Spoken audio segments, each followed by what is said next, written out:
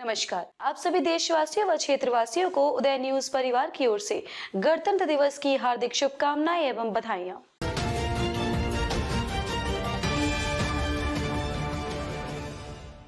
राम लहर के साथ विकास के एजेंडे पर जोर, कल्याण सिंह के नजरिए एक तीर से दो निशाने, विपक्ष को भी घेरा। प्रधानमंत्री नरेंद्र मोदी ने बृहस्पतिवार को उत्तर प्रदेश के बुलंदशहर से लोकसभा चुनाव 2024 के अभियान का आगाज किया।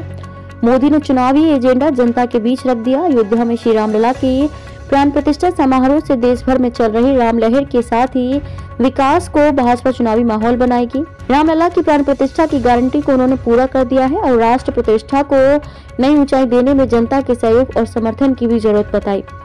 वहीं भाजपा को उम्मीद है कि उसका मजबूत वोटर बन चुका लाभार्थी वर्ग 400 सीटों का लक्ष्य हासिल करने में अहम भूमिका निभाएगा। मोदी ने पहली रैली में लोकसभा चुनाव 2024 के लिए विपक्षी दलों को संदेश दिया। मोदी ने दो टूक कहा कि उन्हें चुनावी बिगुल फूंकने की जरूरत नहीं, वो हमेशा विकास और समाज के आखिर व्यक्ति के कल्याण के लिए बिगुल फूंकते हैं। मोदी के लिए जनता ही चुनावी बिगुल फूंकती है। राजनीतिक विश्लेषकों का मानना है कि मोदी ने अपने 10 साल के कार्यकाल में बनाए करोड़ों की संख्या लाभार्थी वोट बैंक की ताकत और उनके मोदी के प्रति विश्वास के बूते अपना मजबूत आत्मविश्वास जताया है। कल्याण सिंह के जरिए एक तीर से दो निशाने। मोदी ने बुलंदशहर की रैली में प्राण प्रतिष्ठा समारोह का जिक्र करते हुए पूर्व मुख्यमंत्री कल्याण सिंह का नाम लिया। राजनीतिक विश्लेषकों का मानना है कि बुलंदशहर सहित आसपास के जिलों में लोधी, मौर्य, शाक्य, सैनी, कुशवाहा के साथ दलित वर्ग में भी कल्याण सिंह की लोकप्रियता है। मोदी ने उन्हें याद कर पिछले वोट बैंक के साथ राम भक्तों को भी साधा है। विपक्ष पर साधा निशाना। मोदी ने विपक्ष दलों को कटघरे में खड़ा किया। सामाजिक न्याय के नाम पर जाति जनगणना की मांग करने वालों को करारा जवाब भी दिया।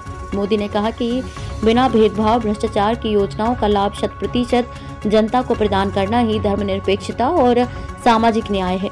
उन्होंने कहा कि आजादी के बाद कोई गरीब हटाओ का नारा देता रहा तो कोई सामाजिक न्याय के नाम पर झूठ बतलाता रहा। पिछली सरकारें केवल परिवार तक सीमित थी। देश ने देखा कि कुछ ही परिवार अमीर हुए, सामान्य गरीब, दलित और पिछड़ा वर्ग के अपराधियों और दंगों से सहमा रहा। यूपी में लंबे समय तक यहाँ सरकार चलाने वालों ने शासकों की तरह बर्ताव किया। समाज को बांटकर ही सत्ता प्राप्ति का मार्ग प्रशस्त किया। हरित क्षेत्र से दिया किसानों की सर्वोच्च प्राथमिकता का संदेश। मोदी सरकार 2.0 के कार्यकाल में 3 कृषि कानूनों के विरोध में सबसे बड़ा किसान आंदोलन पश्चिमी यूपी में भी हुआ था। मोदी ने पश्चिमी यूपी में से अपने चुनावी अभियान की आगाज करते हुए किसानों को साधा। मोदी ने कहा कि किसानों का हित उनकी सर्वोच्च प्राथमिकता है। मोदी ने किसानों से कहा कि दुनिया के अन्य देशों में जो यूरिया की बोरी 3000 रुपए में मिल रही है, वह भारत में किसानों को 300 रुपए में दी जा रही है।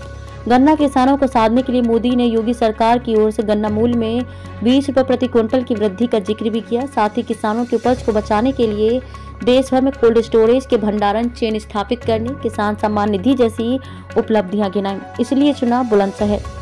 राजनीतिक लिहाज से पश्चिम उत्तर प्रदेश भाजपा के लिए कमजोर माना जाता है। 2019 के लोकसभा चुनाव में पश्चिम की 14 में से आधी सीटें ही भाजपा जीत सकी थी। 7 सीटें सपा बसपा गठबंधन के हिस्से गई थीं। अनुसूचित जाति के लिए आरक्षित बुलंदशहर लोकसभा क्षेत्र में ठाकुर, जाट, लोधी और अनुसूचित जाति की संख्या अधिक है।